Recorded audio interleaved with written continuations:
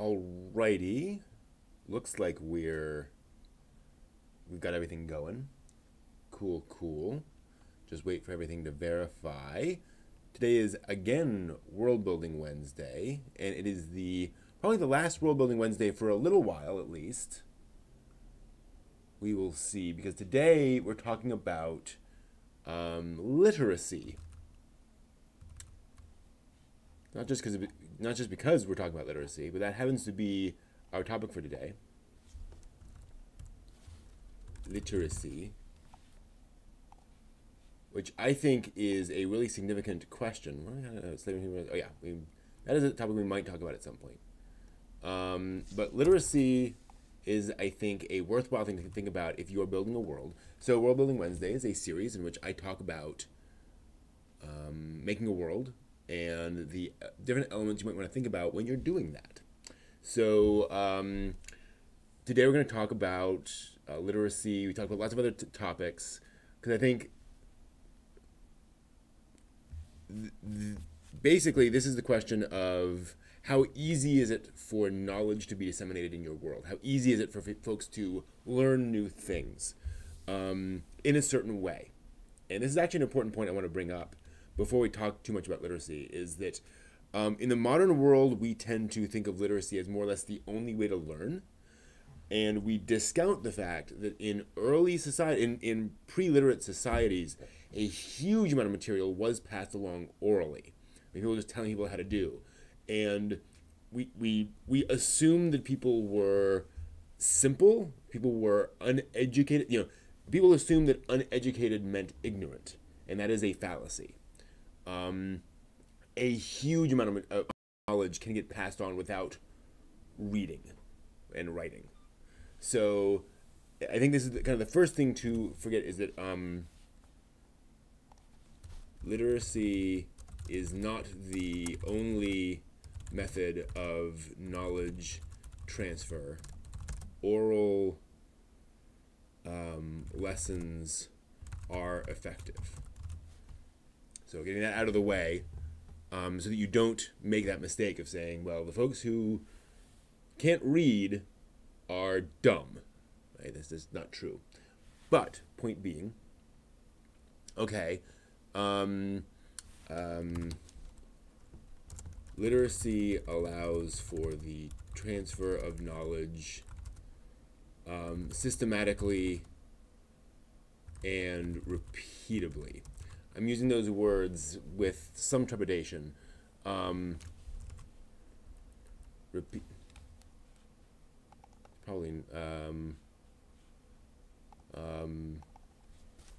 in a way that can be repeated. So, in other words, if the book tells you how to do this thing, you do it that way, and that you're doing it the same way every time. A recipe for cooking, for example. And that's important for civilization in general. Not necessarily the best way of doing things, just to be clear. Again, if you're learning from somebody who actually knows how to do it, they can often teach it to you in a way that can be more effective than learning it from a book. Because the book is just kind of doing its best. It can't necessarily know like who you are or what you're good at. But for large-scale dissemination, and at scale,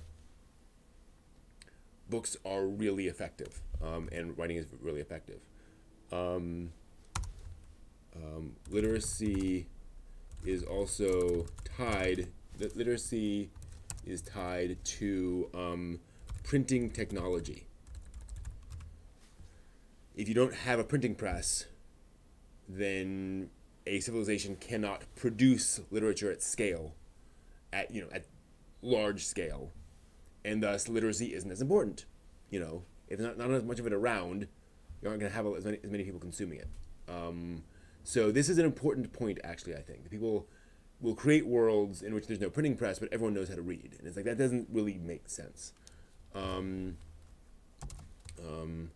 If there are no printing presses, fewer people will be able to read. Literacy is not binary, meaning it is not a matter of I know how to read or I don't know how to read. Can you read numbers? Right? Do you know the meaning of various symbols in your world? Our the English language tends to be, our alphabet is not representative of the words and the meanings of the letters and the words themselves. Whereas if you're in another language, it has more pictorial, symbols. You can learn those. You can even have a language in which people can have basic literacy that is not full literacy, where you can learn the 20 most important symbols, the symbols for example, money and person and things along those lines. And so you could read a financial report, or you could read, the equivalent of basic records quite fluently without knowing how to read like a novel. So this is very important to think about, right? There's also a question of literacy. The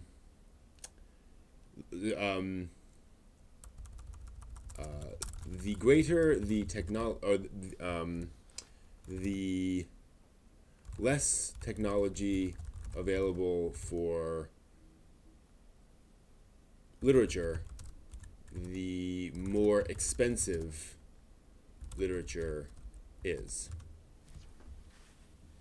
Rather obvious. If you can't mass produce it and you're producing a few number of books, then those books are expensive, and it is more expensive to learn to read because there are fewer, because the supply is low. There are very few people who know how to read, so finding that person who knows how to read and who will teach you is expensive. And we'll just say more expensive literacy is, and literature. So that's an important factor. And again, it's why you got to think about, in a pre-industrial society, a society where printing and books are hard to find or expensive, people aren't just going to know how to read just because they figured it out or because they wanted to. You don't just want literacy in that kind of world and thus just kind of stumble upon a way of doing it. In the same way that you might want a horse, but horses aren't necessarily running around in the next field. So that is the kind of thing you got to think about. Okay. Also, so these are all kind of factors I think that are important. So let's get into some questions. Is literacy controlled? Are there certain people who can read and certain people who can't? And in order to learn to read, you have to pass a test, or you have to be a certain kind of person, right? Is literacy only available to certain classes of society? This is a thing that has been true in some elements of society. Is literacy based on religion in parts of your world? You can imagine a tribal society, a hunter-gatherer society, we'll say, to be more accurate, where literacy isn't really particularly useful in everyday life, but the religious people, the people in charge of religious rituals have holy scriptures, or they have certain things that they write, symbols that they mark and that they read and so forth. And so they have a language that they use, and so that's an important thing. I'm going to just put in Latin here as an example of a language that is primarily used in religious services in our world. Certainly used far more often in religious services in our world than it is for any practical use by scholars and such. And that is the kind of thing where you're not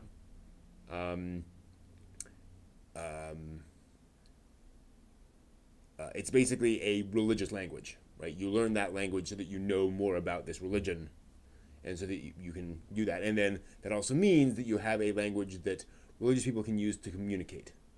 So if I'm with another priest, I can speak in Latin, and other people will not know what we're saying necessarily. So you have kind of a secret language in that way. So that can be really helpful and useful. Based on religion or some other segment of society, because you also have like trade languages. And this can be like a full language, or it can also be jargon used by particular groups, where, as you can imagine, somebody working in steel, when they're talking about steel, is using all sorts of terms that the average person could not understand. They couldn't even parse the sentence.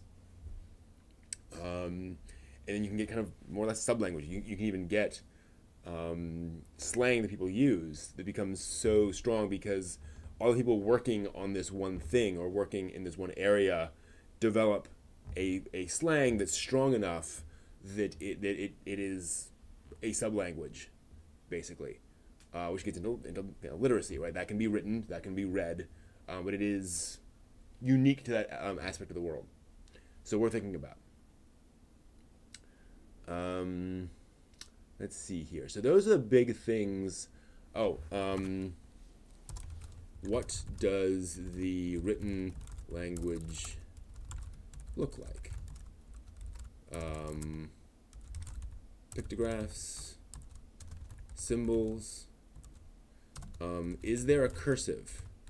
So this is an interesting thing that developed in Japan, which is a culture I like to use as a comparison because it is such a distinct culture that it often offers a very useful contrast to the typical decisions we'd make in, say, a medieval European setting. Japan copied a lot of the characters from traditional Chinese for its language, basically adapted that to Japanese phonemes and such. But then, as the high court society of Japan evolved over the course of centuries, and they would write in these Chinese characters, they essentially evolved a cursive form of that, where instead of drawing out each individual letter, they would kind of slur them all together, and it formed a distinctive form of writing. Where people that became, I believe that's hiragana, and it is a script, a distinctive script that is not the original Chinese. And so that became, again, essentially its own alphabet, its own set of symbols for representing those sounds and those aspects of language. So, cursive can be really its own thing. You think of what's a good example? An F in cursive doesn't really look much like an F in print. So, worthwhile to think about. How easy is it to represent on various surfaces? And I say this because one typical aspect of a written language is, or of a written language that lasts, is its ability to survive. So think of like Viking runes. You can write that on paper. You can also carve it in stone. You can also draw it in the dirt. It's a very robust language in terms of representation. Same thing with the Latin alphabet. Those are very simple forms much of the time, and so they're very versatile in terms of representation. So if you don't have paper available to you, you can still represent that by carving it into a tree to symbolize things. So that is a useful thing to think about. All right, so I think that's a good place to switch over to our first setting, which is our post-apocalyptic verdant utopia. So we're living well after an apocalypse, where people live in this very verdant world, lots of plants, lots of trees, but essentially imagine vines growing up and choking skyscrapers that are now abandoned as people live in this jungle full of food and full of fruits and vegetables and things, and they're kind of caravanning from one place to another in this world. Low technology, Bronze Age, in that sense. And so we're going to talk about literacy, and I think literacy is going to be pretty low. literacy. Most people are, and I think we're going to go with what we were talking about before. There is a kind of a trade literacy. There are 3 basic forms of literacy, or common forms of literacy. Trade literacy, full literacy, don't like that word, and ancient literacy. Trade language is a subset of the full common language, in which people understand a few dozen symbols or words. Oops, sorry, I can't read that. A few dozen symbols or words representing the most important, representing really all of the concepts important, and numbers, and a few important to trade. Values, trade goods,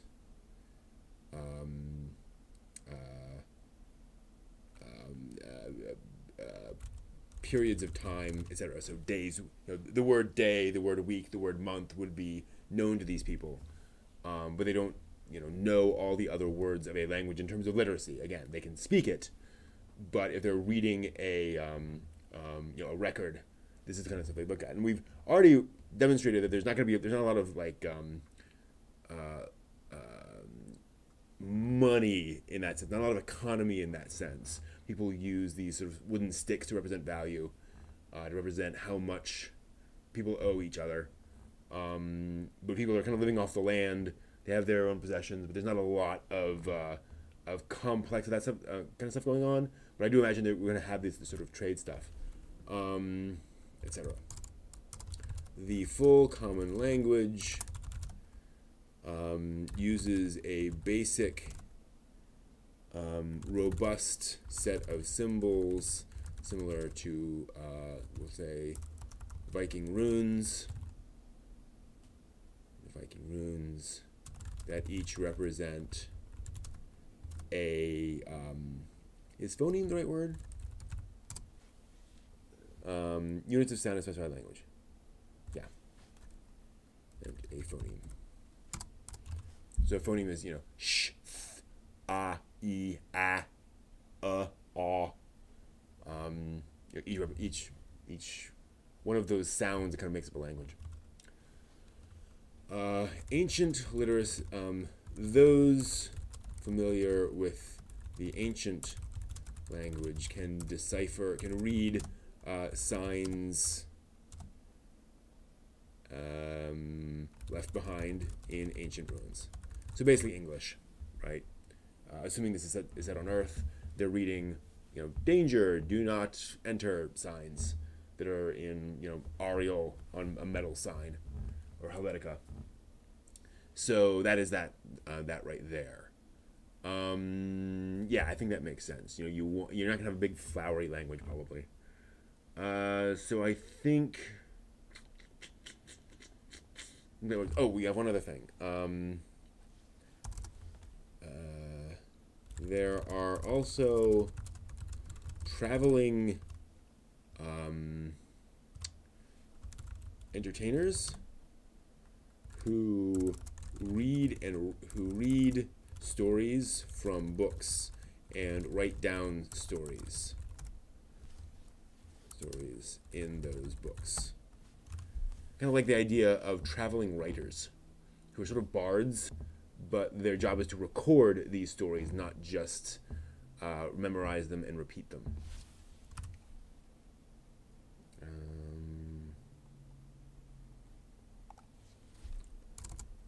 I might just put that up in here under entertainments. So those people would know the full common language. Cool, I like that. Let's move over to our communist ranches. So a fairly industrial society, a lot of islands surrounding a main island that has a lot of ores and metals and such. They use ranches as the default food methods. People live on these big ranches, live together, have their experiences, grow up there, and then kind of spread out from there. And so there's a lot of trade between those people, moving back and forth between those ranches. And so literacy.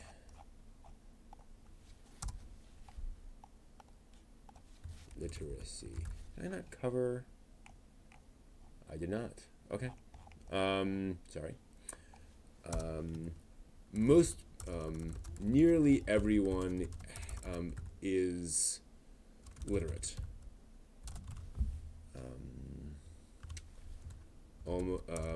Every ranch has a someone on every ranch teaches children the 3 R's, though this typically only lasts for a few years. I'll say a few years. So I'm going to imagine it's kind of society where you're taught other things as well. Like you're taught to ride and to feed animals and animal husbandry and all that kind of stuff. You're also taught literacy. So there's somebody who kind of takes on the role of basically school teacher and teaches kids these things. But it's just kind of the job that some person does. And but it's not an intensive thing. However, as gunpowder arrives and other new inventions arrive on the ranches, education has grown increasingly important, and there's a new thriving trade career in, and tutoring is a thriving career option. Many teenagers on walkabout spend their time teaching younger children what they've learned, and some go on to become full-time tutors, traveling or settled down. So you may be a traveling tutor who just kind of goes from place to place, passing this information along, or you may settle down and say, I'm going to be the teacher here with this one particular set of knowledge. So that's pretty cool. I like that idea. I also want the idea of some kind of really specialized language. I'm not sure what. And we have identified. There are libraries. People do know how to read. Mages. Yeah. Mages have developed their own. Their own personal language that they use among themselves, similar to thieves' cant. So for those not familiar, thieves' cant is a set of symbols and such used by thieves to mark certain things. They might say, this house has valuables in it, or stay out of this town because they're hyper vigilant about thieving. Sort of messages you can pass on between thieves, hand signals and such. Develop their own personal language. Thieves can't, using mostly hand signals and simple symbols on the ground. Simple language.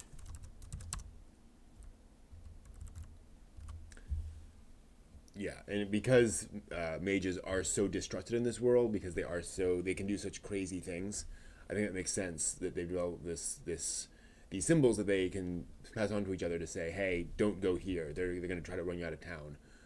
Or these people really like really like mages, what have you. So I think that works.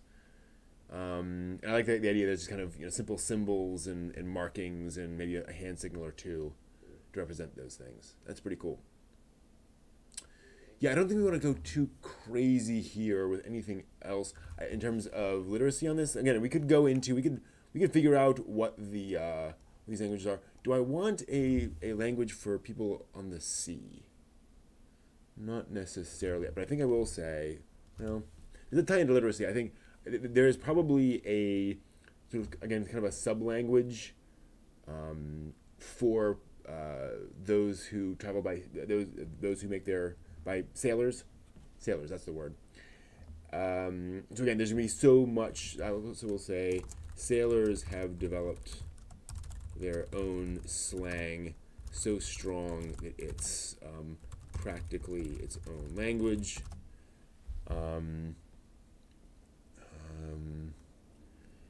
But I don't imagine that would be written down much. Let's add some flavor. There are many travel guides that provide translations for this slang, much of it completely wrong. This is in itself a popular subject matter for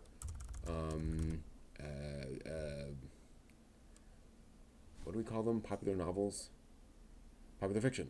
For popular fiction, comedic stories of travelers who unwittingly offend sailors and end up dumped on a deserted island. I don't know how that's relevant, but I think it's fun. So we're just going to throw that in there as flavor in the world.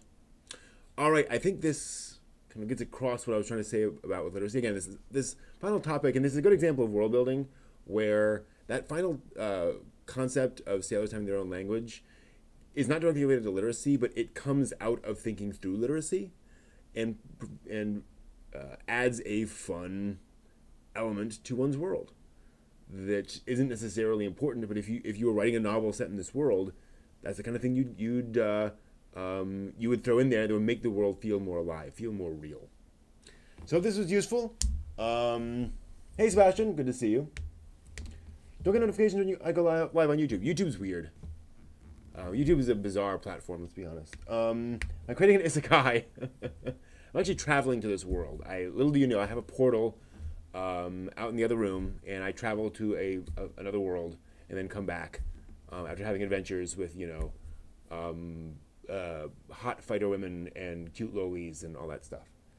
Not quite, but these are worlds I would like to make use of. I got to figure out exactly the right medium for them, whether to write a novel or do a video game or something set in those worlds. We'll see. I did certainly have some ideas. I would love to, like draw a comic in these worlds or something along those lines. I've been thinking about drawing a comic set in this world in particular, but my drawing skills are not up to it. So we'll see. But yeah, that is literacy. So that'll do it for us for tonight. Sorry, Sebastian, that you came in at the kind of the last minute here. But that is the plan, and I'll post links to all three of these documents in the description below on this video when it goes live on YouTube, and hopefully when it goes, not live, permanent on YouTube. And hopefully this will be of use to you all. So hope this is useful, and until next time, make something.